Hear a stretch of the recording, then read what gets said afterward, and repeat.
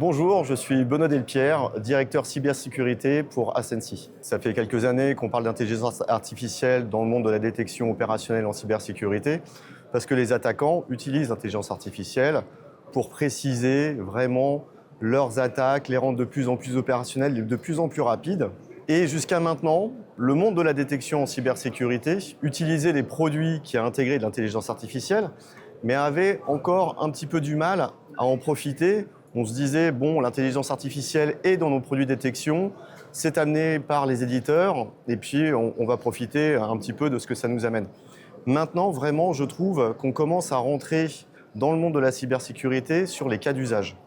Je pense que c'est le plus important pour nous, dans le monde, encore une fois, de la protection et de la détection, c'est quels sont les cas d'usage de l'intelligence artificielle. On n'est pas là forcément pour développer des algorithmes d'intelligence artificielle. Il y a encore une fois des éditeurs qui ont les moyens en R&D et qui le font très bien pour nous. Maintenant, ce qu'il faut, c'est bien l'utiliser. Ces derniers mois, ce que je constate, c'est encore une fois une prise de conscience du monde de la cybersécurité, parce que les DSI de toutes les sociétés doivent avoir des projets autour de l'intelligence artificielle, et les RSSI ou les CISO dans ces sociétés, dans ces mêmes sociétés, se doivent de réagir. Sinon, ils risquent d'être doublés, encore une fois, par les métiers.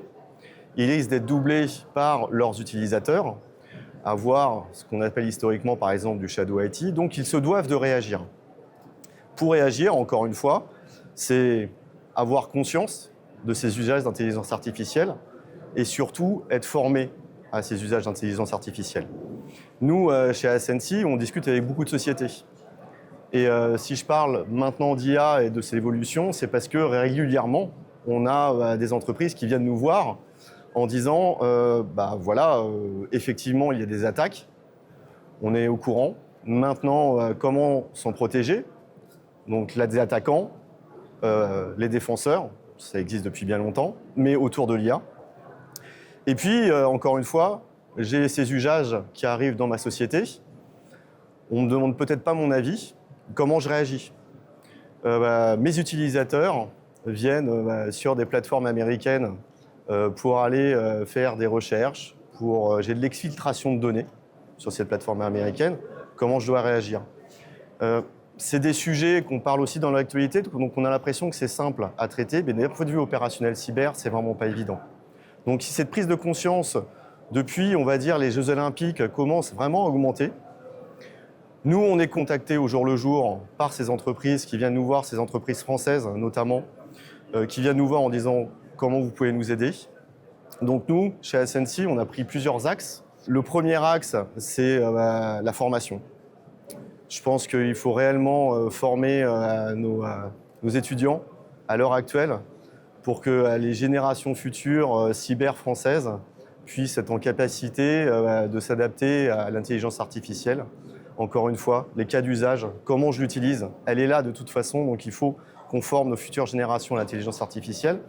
Donc nous, on a pris une stratégie chez Ascensi, c'est qu'on va former nos propres futurs collaborateurs.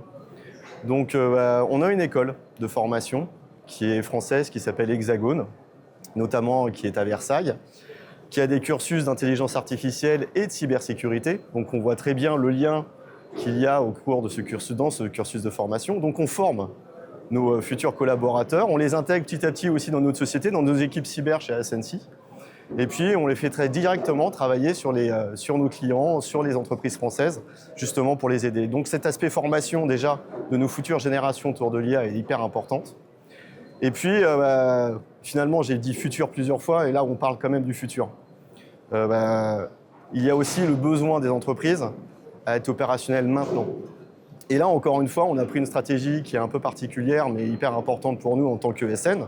C'est au travers de notre école de formation de former les opérationnels de maintenant. Donc on a des cursus qu'on appelle exec, qui viennent aussi former les professionnels qui sont en poste dans les entreprises. Donc on a des accords avec des entreprises.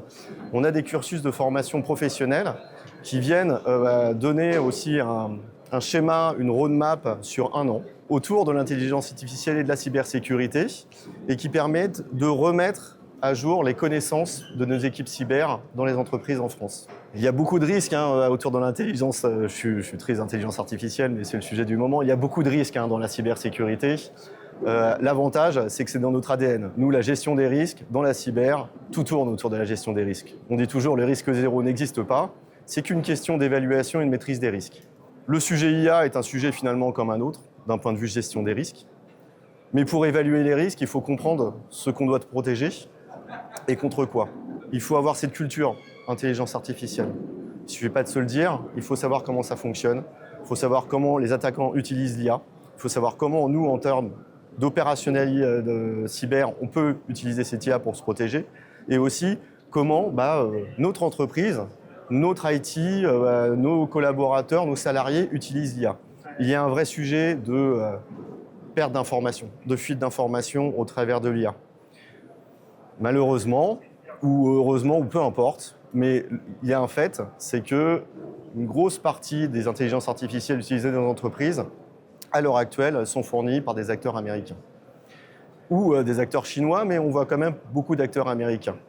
On voit bien que dans le contexte actuel, ça pose beaucoup de questions. Les entreprises françaises viennent nous voir autour de ces questions-là en disant « Moi, j'ai mes utilisateurs, elles utilisent OpenAI, elles utilisent d'autres outils américains.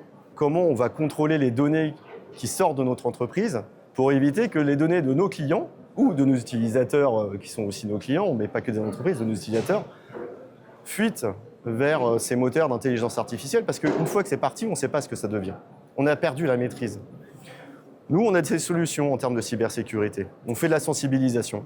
Je parlais de formation des futures générations, de la formation de nos opérationnels cyber dans les entreprises, mais on sait aussi faire de la sensibilisation auprès de nos utilisateurs. C'est un classique, mais il faut continuer à le faire. On faisait de la sensibilisation autour des attaques de phishing. Maintenant, on fait de la sensibilisation autour de la perte de données et des usages de l'IA dans la cyber. Et puis, il y a de la protection, encore une fois. On protège, on empêche que des données d'entreprise qu'on a classifiées, qu'on a labellisées, puissent être exportées vers des moteurs qui ne sont pas validés par l'entreprise. Parce qu'encore une fois, je dis validés, on n'a jamais dit qu'il ne fallait pas les utiliser. C'est incontournable, encore une fois. On ne va pas se voiler la face, il va falloir le faire. Par contre, nous, d'un point de vue cybersécurité, nos équipes cybersécurité, on peut faire des analyses de risque sur ces outils. On peut se dire, cet outil-là, on ne le valide pas parce qu'on évalue tel risque. À la fin, on a aussi des risques résiduels et on se dit, les avantages business ou les avantages métiers pour nos entreprises sont tellement importants qu'on est prêt à l'utiliser. Mais ça, c'est s'évalue. Donc, sensibilisation, évaluation des risques, et puis interconnexion. Les données, les usages, il faut se connecter. Comment on protège les connexions, comment on protège encore une fois les données qui s'envolent, qui fuitent vers ces moteurs d'IA. La cybersécurité, ces dernières années, a franchi un vrai cap. Pendant longtemps, on était là en sanction, on était là en protection.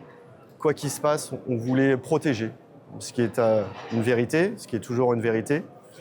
Maintenant, il faut s'ouvrir au business de l'entreprise. La cybersécurité doit être un accélérateur business pour les entreprises. Et l'accélérateur business passe par l'intelligence artificielle. Donc maintenant, il faut avoir une posture différente. Il faut avoir une posture de comment j'accompagne les métiers pour utiliser l'intelligence artificielle dans un cercle de confiance. Sécuriser les métiers, sécuriser les COMEX sur l'utilisation et, encore une fois, est un accélérateur de business.